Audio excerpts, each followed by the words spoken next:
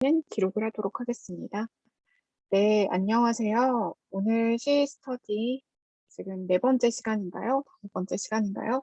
그래도 꽤 좀 진행을 해왔던 것 같아요. 오늘 내용은 지난 시간 복습 조금 하고 연산자 부분에 대해서 얘기를 좀 해보도록 할게요. 우리 지난 시간에 표준 출력 함수, 표준 입력 함수 같이 해서 프로그래밍 코드까지 직접 쳐보고 그 내용 출력하는 것까지 한번 해봤었는데요. 요거 잠깐만 복습을 하고 그리고 오늘 내용인 연산자로 넘어가도록 할게요.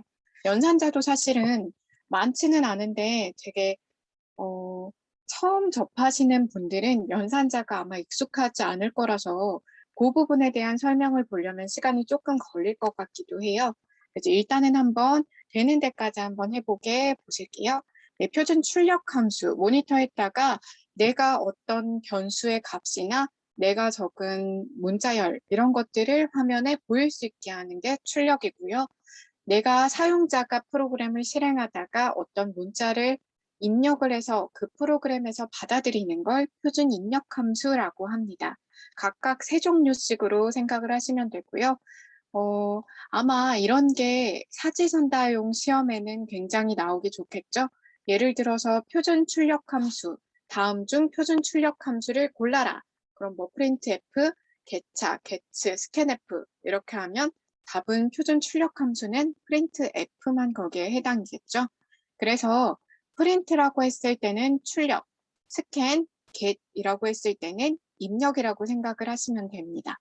그래서 우리 지난 시간에 printf, 여기 formatted의 의미이다. 여기 format, 양식에 맞게 출력하는 것이라고 해서 printf를 씁니다. 그래서 printf, 그리고 각각 어떤 문자를 이용해서 해당 문자를 출력하는지, 그리고 scanf, 그리고 푸차, 개차는 따로 다루지는 않았지만 여러분들이 한번 궁금하신 분들은 직접 코드도 한번 쳐보셨으리라고 생각을 합니다. 그러면 입출력 이런 부분에서 간단하게 지난 시간에 했으니까 넘어가고요. 저번에 좀 애매했던 게 A라고 하는 아스키 코드 값 65, 대문자 A는 65의 의미라서 이 똑같은 A를 저장을 하고 이걸 문자로 출력을 하게 되면 A로 출력을 하지만 정수 형태로 출력을 하면 65라는 숫자가 나왔죠. 이를 통해서 우리는 모든 모든 그런 문자나 이런 입력되는 자료들은 이 기계어 숫자처럼 숫자 형태로 변환이 되어서 저장이 된다는 걸 알 수가 있었습니다. 그럼 오늘 내용은 연산자 간단하게 훑고 지나갈게요. 연산자는 임의의 자료에 대해 각종 연산을 수행하게 하는 기호를 말합니다. 이 연산자는 앞으로 여러분들이 컴퓨터 과학을 계속 다루실 때는 계속 나옵니다. 보시면요. 우리한테 되게 익숙한 연산자도 있지만 익숙하지 않은 이게 뭐지 하는 연산자도 있어요. 뭐 산술 연산자야 플러스, 마이너스, 곱하기, 나누기. 퍼센트는 조금 뭔지 모르겠지만 뿔뿔, 마이너스, 마이너스 뭐 이런 부분들이 산술 연산자로 들어가 있어요. 이 앞에 이 앞에 네 가지는 우리한테 굉장히 익숙하지만 이 뒤에 세 가지도 앞으로의 컴퓨터 과학에서 굉장히 많이 쓰이기 때문에 여러분들이 꼭 알고 계셔야 합니다. 그리고 관계 연산자, 크냐, 작냐, 같거나 크냐, 같거나 작냐, 똑같냐, 틀리냐, 다르냐, 틀린 게 아니라 다른 거네요.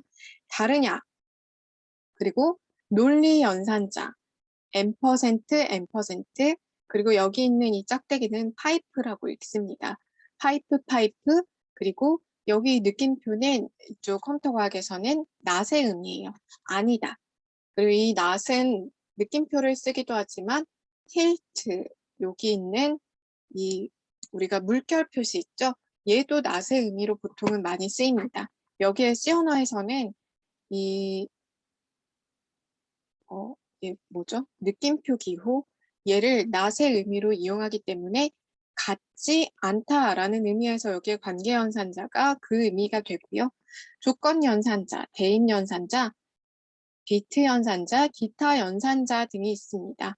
그러면 이 윗부분은 어떤 연산자인지 여러분들이 설명을 한 번씩 들어두셔야 앞으로 내가 시어너에서 이런 연산자들을 만났을 때, 아, 이게 이런 의미구나, 이런 의미였지, 얘랑 얘를 이렇게 비교한다는 의미구나 정도를 짐작을 하실 수가 있을 겁니다. 첫 번째로 산술연산자에서 여기에 보시면 이항과 단항이 있는데요. 이항은 항이 여러 개라는 뜻이고 단항은 항이 딱 하나라는 뜻이에요. 그래서 연산자에 보시면 I 플러스 5 해서 항이 하나, 두 개죠. 여기 밑에도 I, 얘는 2%는 모듈로 연산이라고 해서 나눗셈의 나머지를 반환을 해줍니다. 그래서 I를 5로 나눈 것의 나머지 값이라는 의미가 돼요. 그리고 단항은 여기 보이시는 대로 항이 말 그대로 하나입니다. 마이너스 5, I 뿔뿔, 뿔뿔 I, I 마이너스 마이너스, 마이너스 마이너스 I 이런 것처럼 항이 딱 하나씩만 있죠. 그래서 여기에 보시면 플러스 플러스는 1 증가.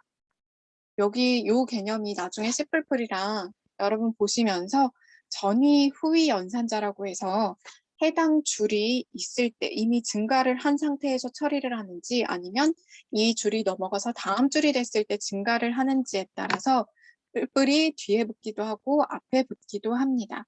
아마 그 정도 어려운 부분은 이번에는 문제 출제나 이런 거 많이 안 하실 것 같긴 한데 간단하게 뭐 뒤에 붙기도 하고 앞에 붙기도 한다 정도로만 일단 알아두시고 뒤에서 혹시 이와 비슷한 예제가 나오면 그때 다시 한번 자세하게 설명을 해드리도록 할게요.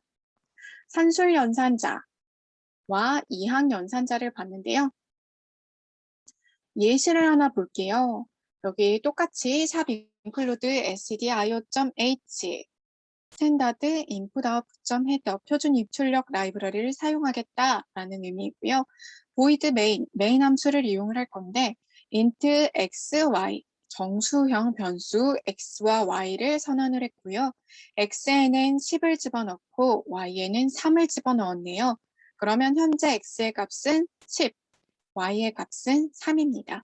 그럼 printf로 x 플러스 y는 %d를 출력을 할 건데 이 %d 자리에는 x 플러스 y, x와 y를 더한 값을 이 자리에 넣어서 출력하겠다. 마찬가지로 여기 %d의 자리에 x 나누기 y, x 모듈로 y, y 모듈로 x를 각각 넣어서 출력하겠다라고 하는 의미입니다. 10이랑 3을 더하면 당연히 첫 번째는 13이 되겠고요. x에서 y를 나누면 이건 딱 %d로 나오기 때문에 정수형으로 반환을 해서 나와줍니다. 우리가 10을 3으로 나누면 뭐 3.3333 몇이 나오겠죠? 근데 여기에서 출력하라고 했을 때는 %d 정수 형태이기 때문에 3이 나옵니다.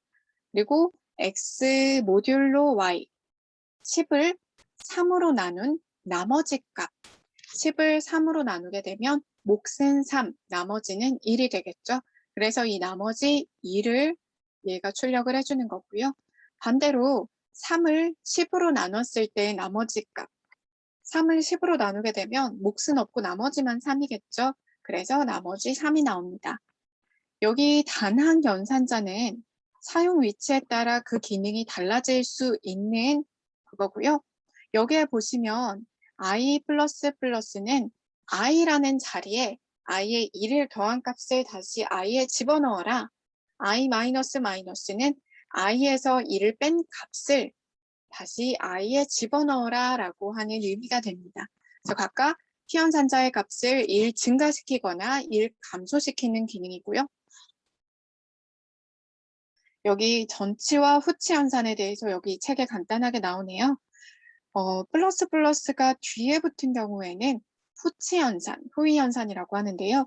i의 값을 먼저 이용한 후에 그 다음 줄로 넘어가서 2를 증가시키는 경우, 그리고 전치 연산은 여기 값을 먼저 사용하기 전에 2를 증가시키고 사용하는 걸 이제 전치 연산이라고 합니다.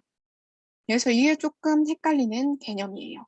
그래서 i 플러스 플러스라고 하면 x는 지금 위에 먼저 값을 지정을 안 해놨네요.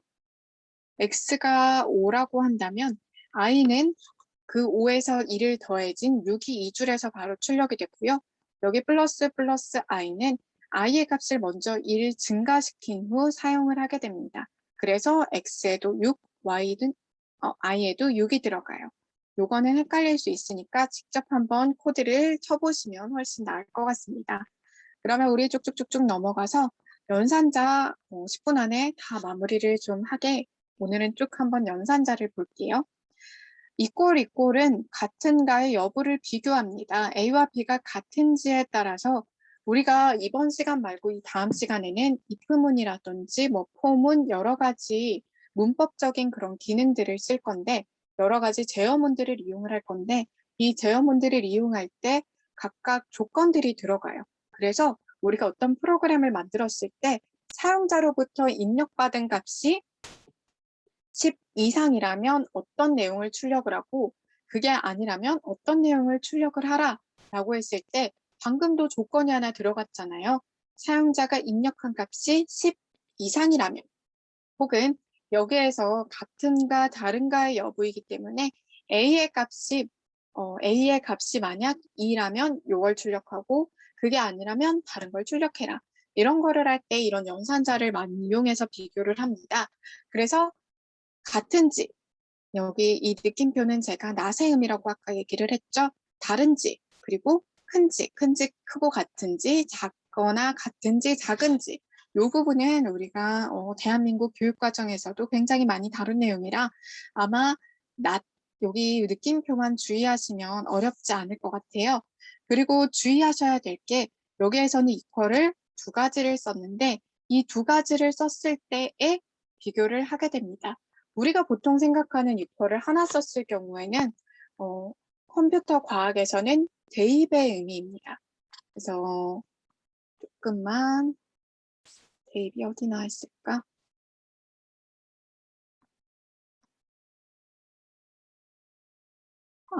위에 예시를 하나 보면 되겠네요. 자, 여기에 보시면 A에는 D의 값을 넣겠다. B에는 C의 값을 넣겠다.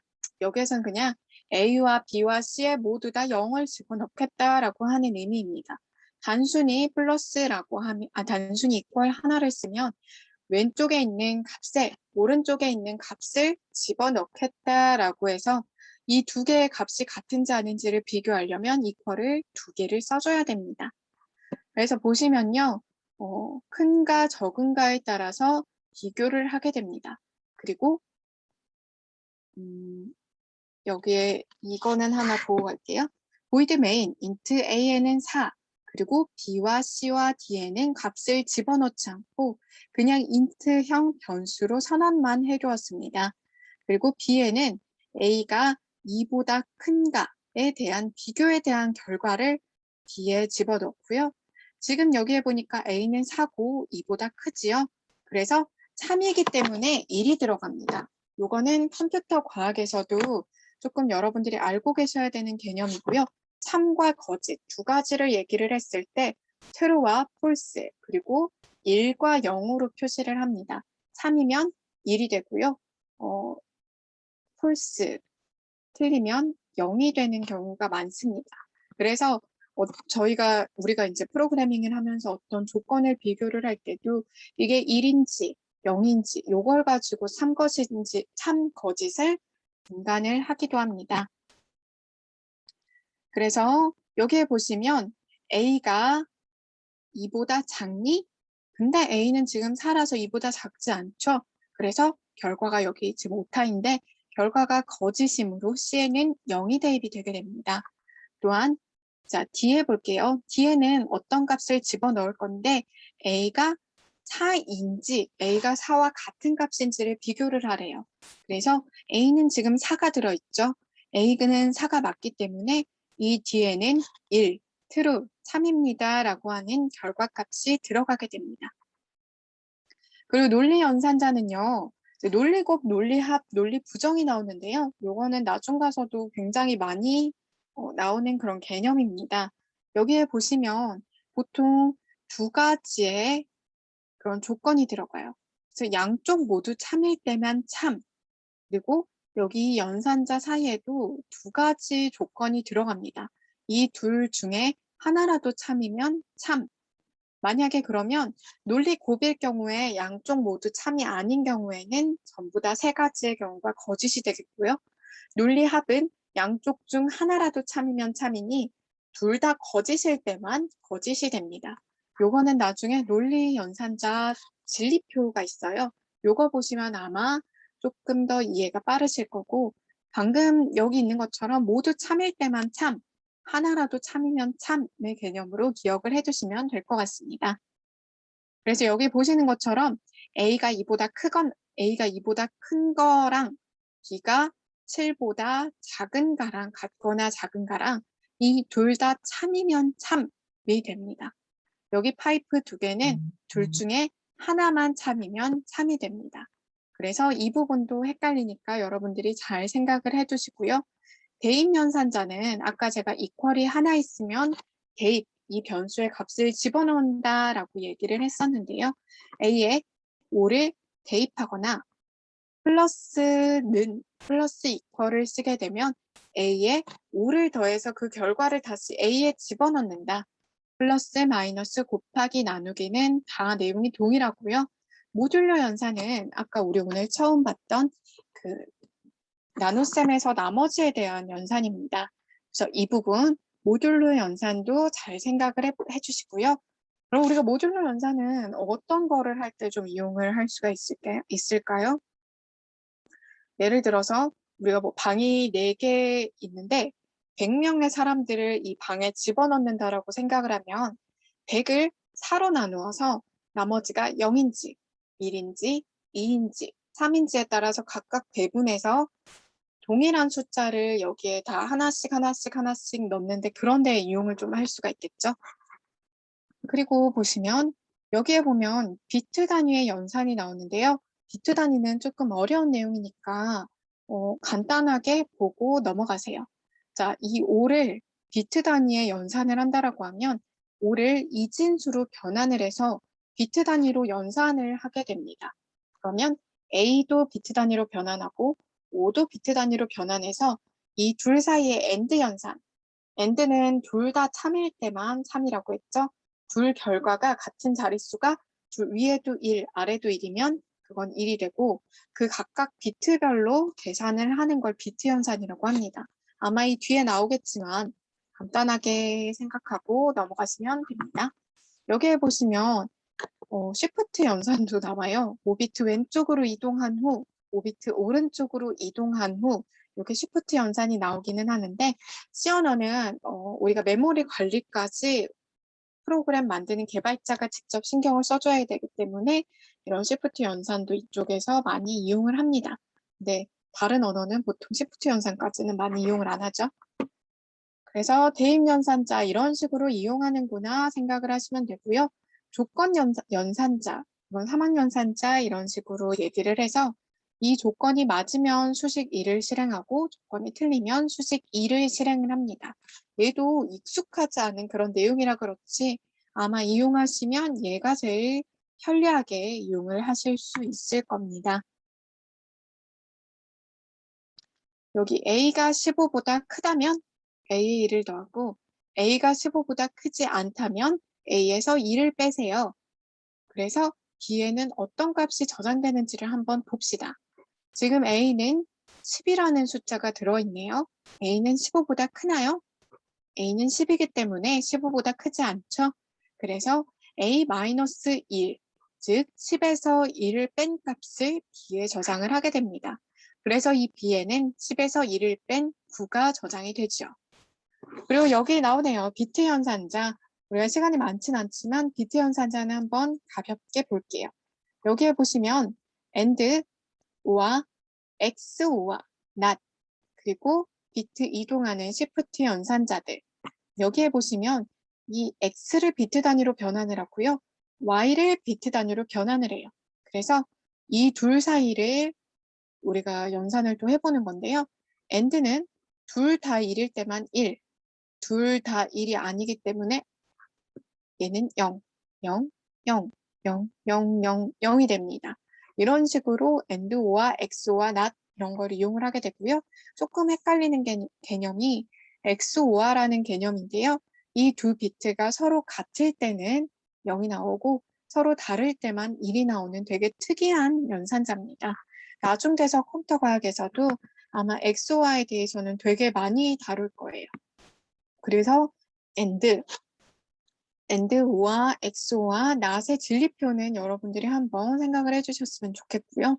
만약에 A의 값에 대해 이 비트 왼쪽으로 이동한다. 그러면 여기 밑에 있는 이 숫자를 그대로 2비트씩 왼쪽으로 이동하는 것들이 들어가게 됩니다. 그리고 나머지 들어온 값에는 00이 채워집니다. 그래서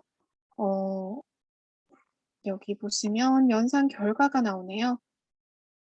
자, 끊겼지만 우리가 10, 11, 00, 11이라고 하는 X값에 우리가 비트 단위 연산자를 하게 되면 2비트씩 왼쪽으로 가고 들어오는 비트에는 00이 들어가게 됩니다. 그리고 기타 연산자로 뭐 size of, cast, %, 얘를 뭐라고 하죠? 스타? 기억이 잘 안 나네요.